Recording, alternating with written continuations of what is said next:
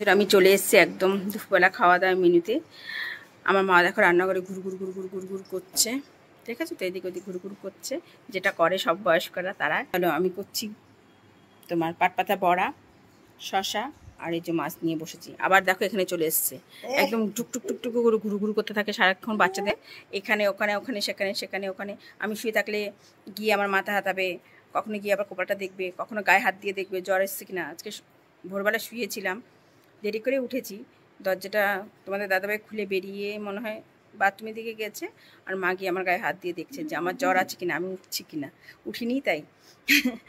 চলো চলো বন্ধুরা, তোমাদের দাদাভাইকে এয়ারপোর্টে ছাড়তে এসেছি, দমদম এয়ারপোর্টে। মনটা খুব খারাপ, যাচ্ছে না, বলবো কোথায় যাচ্ছে বলা সম্ভব নয়, তাই মনটা খুবই খারাপ।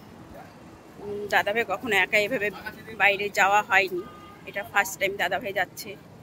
এই যে আমার দাদা এসেছে, সঙ্গে মেয়ে এসেছে, আমিও এসেছি দাদাভাইকে ছাড়তে। ওই যে দাদাভাই দেখো পিঠে ব্যাগ নিয়ে আগে ছুটছে,